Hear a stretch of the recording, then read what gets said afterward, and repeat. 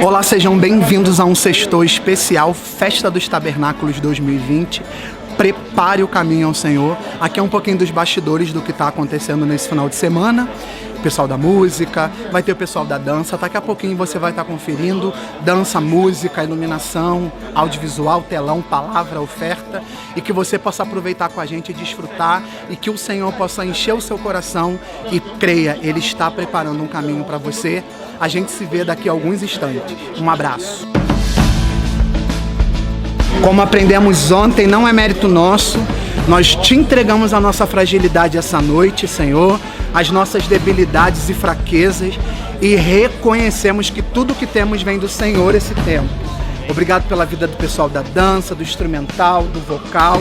Deus, obrigado pelo pessoal do som, da iluminação, por cada voluntário que saiu da sua casa hoje e está aqui para servir a gente. E diga para quem está do seu lado, é uma honra servir com você. Olá, tudo bem? Meu nome é Cláudio Branco e eu, aqui no Ministério Colheita, sou responsável pela multimídia, especificamente pela multimídia, mas também faço parte da liderança do audiovisual, som, iluminação, e assim servindo já há alguns anos aí, cerca de 15 anos aqui. E a gente aqui tenta fazer tudo acontecer da melhor forma possível.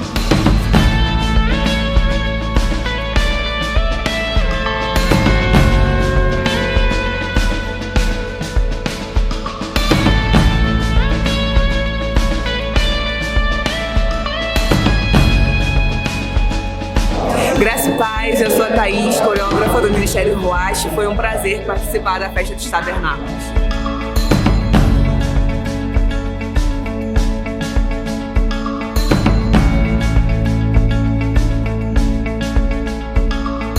Meu nome é Isaac e eu e o Eric estamos responsáveis pela sonoplastia do Tabernáculos, e é uma honra servir, e eu agradeço muito por essa oportunidade.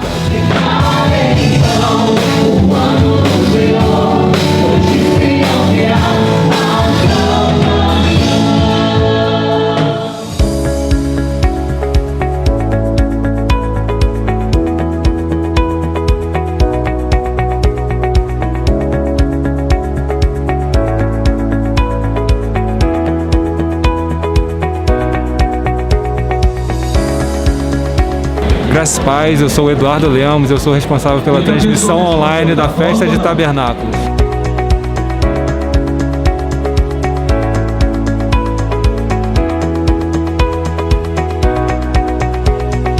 Olá, tudo bem? Meu nome é Clécio, eu sou operador aqui da mesa de luz da colheita, e aqui nessa Festa de Tabernáculos a gente está dando essa oportunidade, a gente está podendo aproveitar e servir ao Senhor Jesus.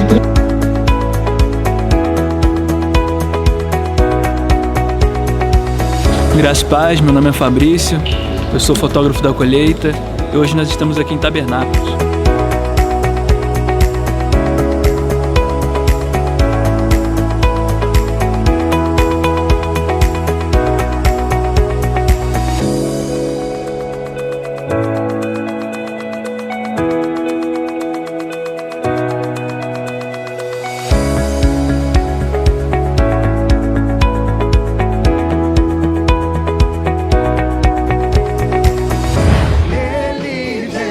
Yeshua reinará, brilhando como o sol, nas nuvens voltará, declare então o ano do Senhor, pois de Sião virá a salvação.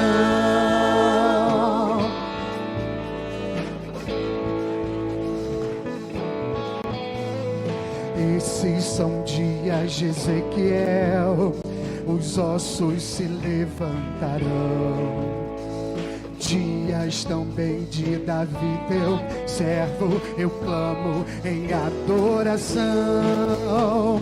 Dias de grande colheita, os campos brancos estão.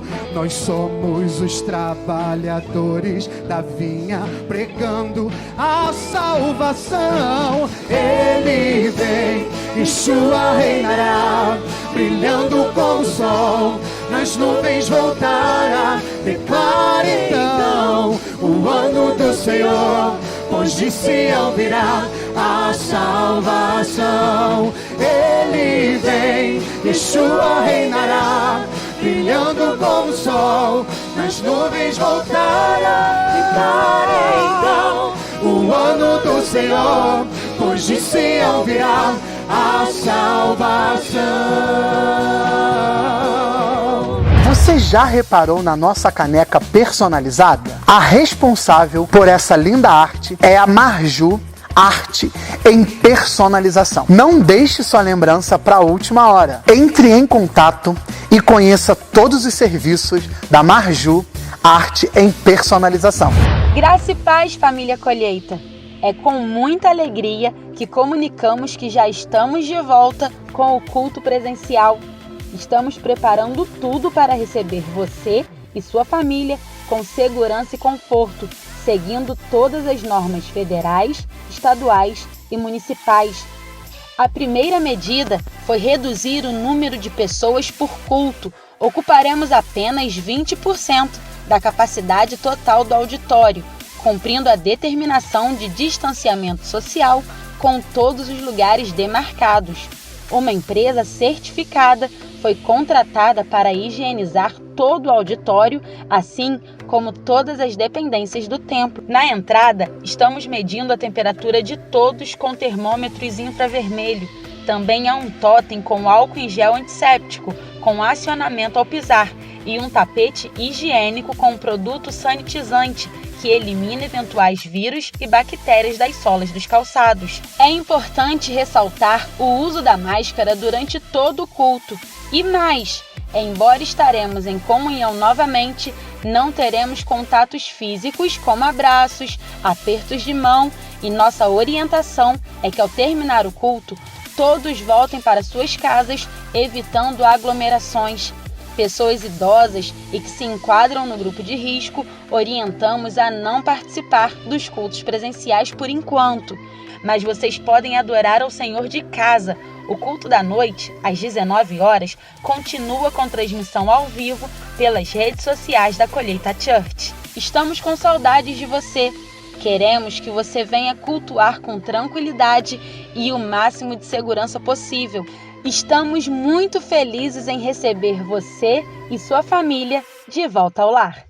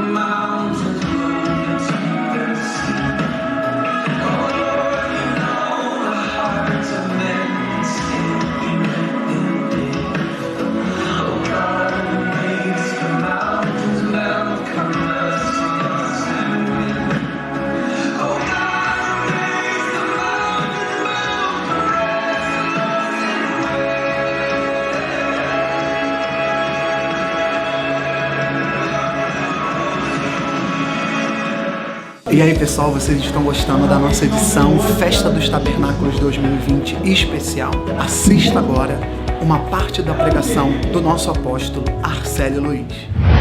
Você olha para você mesmo e diz: eu não sou nada, não sou ninguém. Mas escute, esta fala não é sua. Essa fala é do Ben Shahar. É do filho da alva que se tornou o Hassatã, o que se opõe a Deus.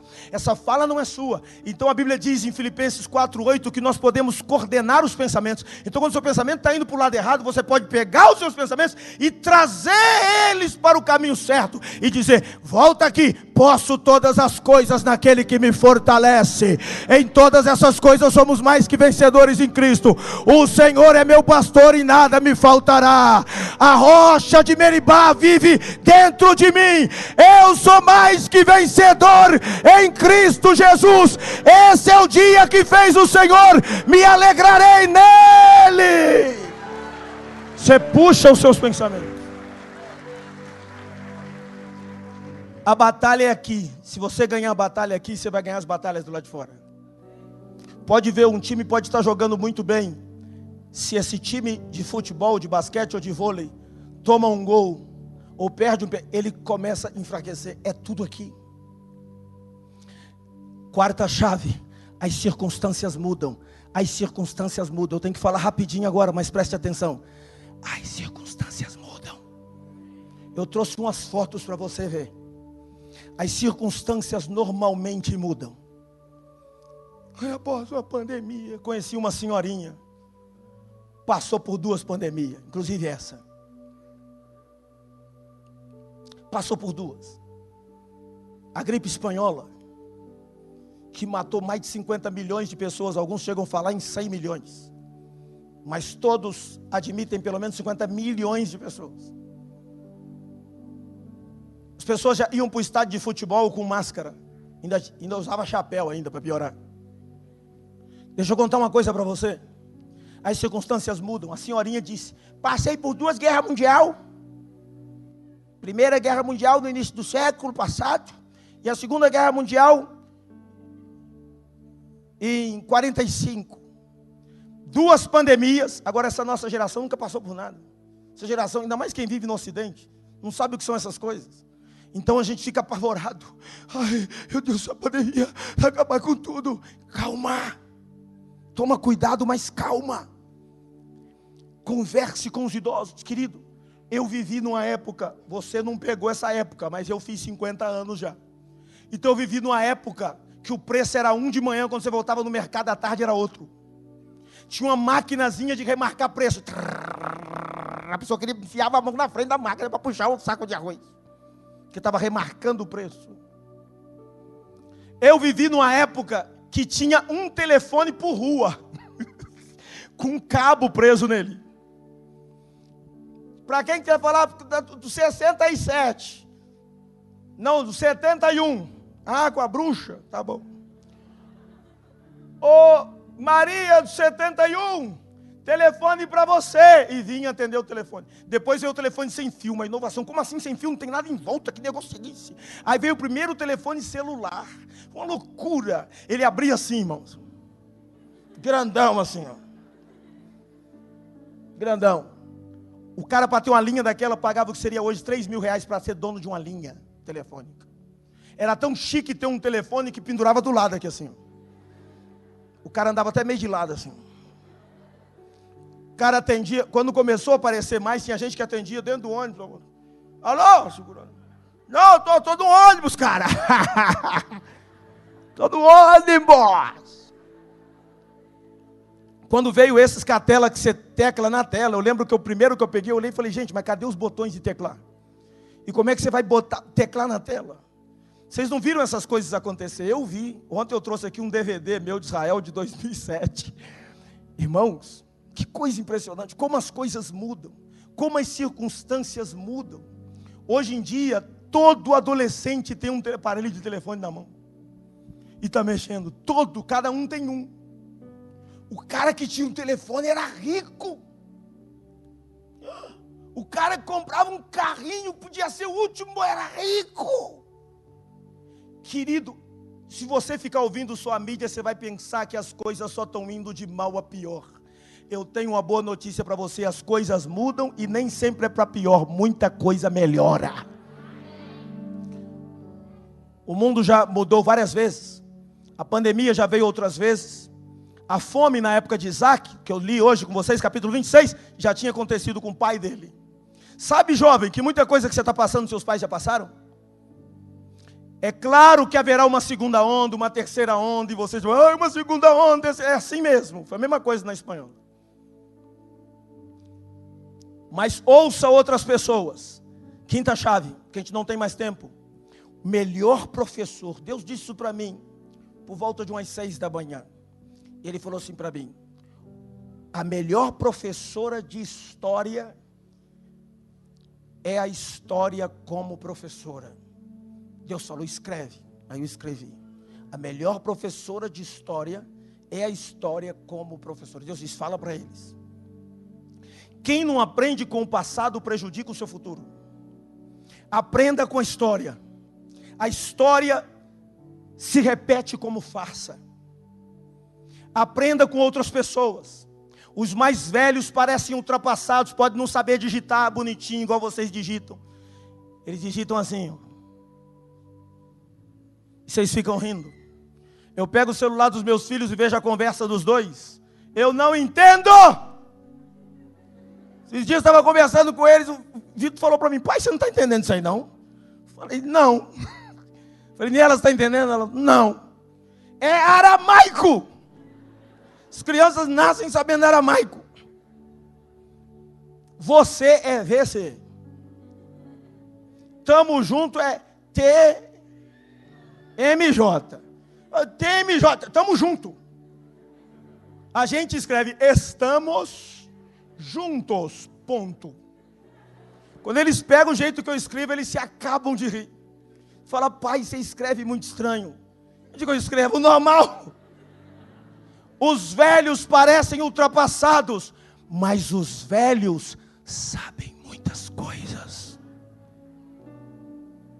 Respeite os cabelos brancos de quem já viveu um pouquinho mais que você.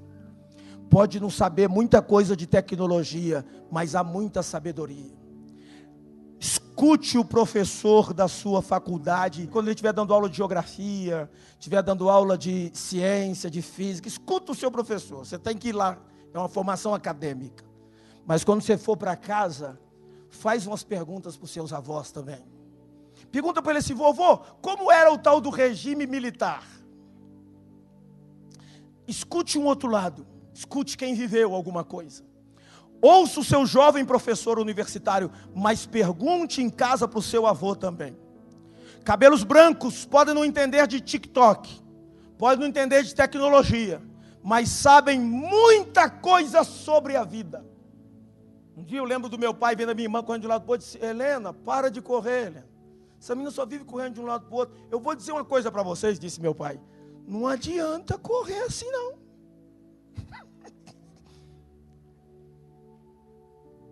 Teve fome no tempo de Abraão, teve fome no tempo de Isaac. Não jogue na cara dos seus pais, o Senhor me disse para dizer a vocês. Não jogue na cara dos seus pais que eles erraram também e que, portanto, eles não têm moral para te ensinar. Não faça isso. Porque eles não querem que os erros deles se repitam em você. Eles não querem que a descida deles ao Egito em 12:10 de Bereshit se repita em 26 de Gênesis. Ele não quer. Apóstolo, meus pais não estudaram e querem que eu estude. Sabe o que me dá raiva, apóstolo? Casou com 14 anos, quer que eu case com 20. Teve filho com 16. E está dizendo para mim, vai estudar, meu filho. Negócio de filho dá trabalho. Tinha uma profissão e quer que eu tenha várias. Pois é, eles querem o melhor para você. Eles não querem que vocês cometam os mesmos erros que eles cometeram. Aí entra a sexta chave. Tem alguém torcendo por você. Tem gente que torce por você. Isso dá força nas suas pernas para correr a carreira da vida.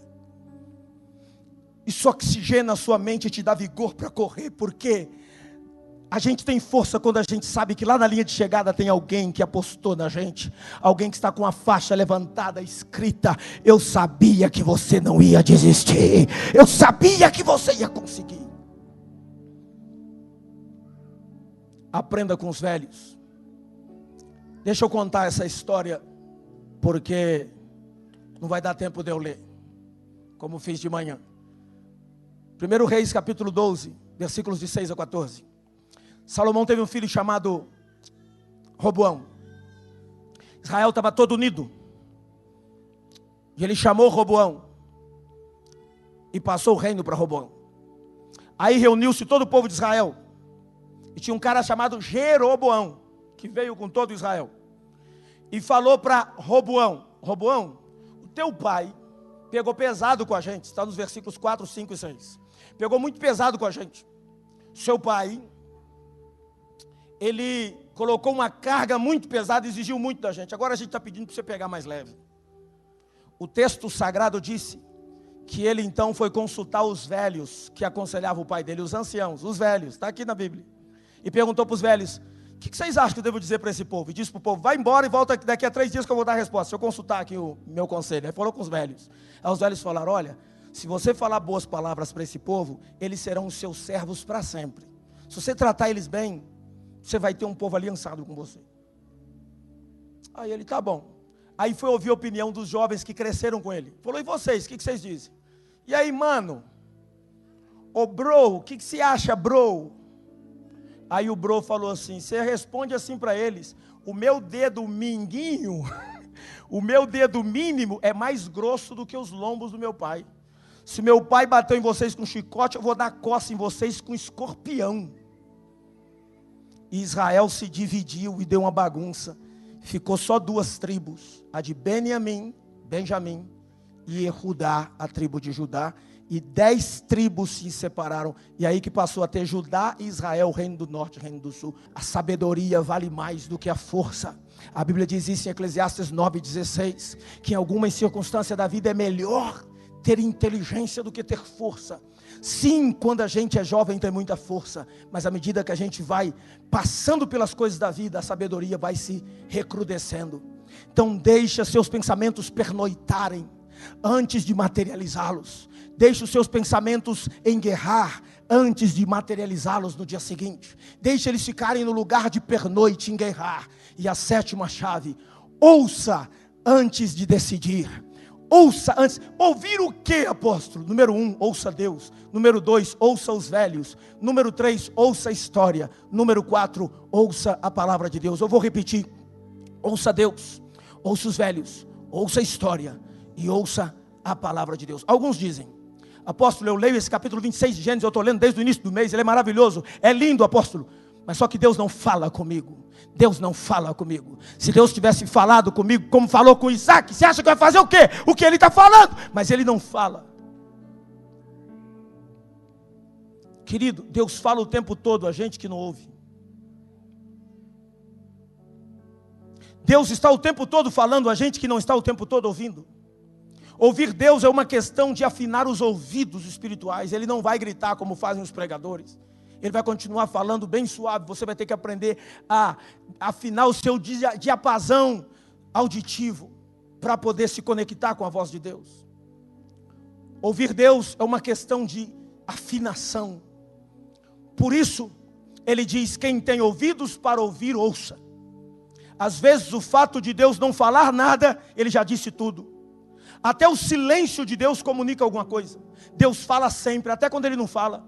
Quando ele não fala, ele também está falando, porque o silêncio de Deus é erudito, o silêncio de Deus é eloquente, o silêncio de Deus é explicativo, é elucidativo. Salmo 19 diz: os céus pregam sobre a glória de Deus, e o firmamento, diz o verso 1, anuncia a obra de suas mãos. O verso 2 diz: um dia faz declaração a outro dia, uma noite faz declaração a outra noite. Verso 3 diz: sem voz e sem som. O verso 4 diz: mesmo assim dá para se ouvir a sua voz pelas coisas criadas. E o verso 4 termina dizendo: até um tabernáculo ele fez, uma sucá, para colocar o sol. Então Deus está falando o tempo inteiro, do nascer do sol ao pôr do sol, e ele está falando com você essa noite, para te dar chaves, para fechar outubro e abrir novembro. Quem recebe, diga amém e dá um aplauso a Jesus. Assim vai ser.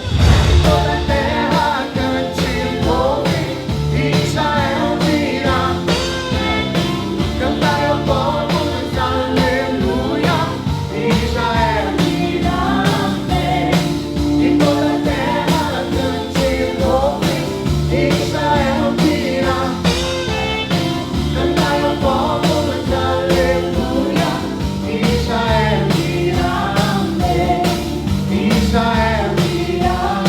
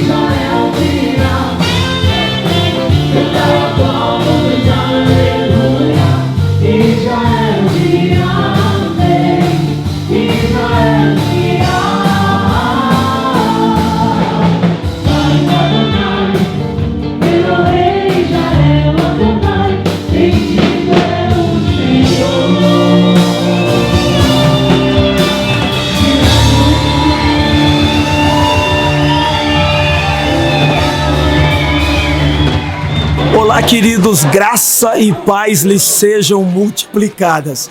Este ano tivemos um Sukkot extraordinário. Sukkot é a festa dos tabernáculos.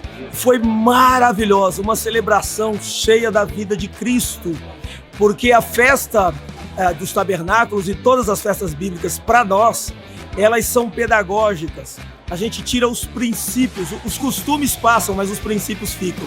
E nós aplicamos os princípios da festa do Eterno na nossa vida diária.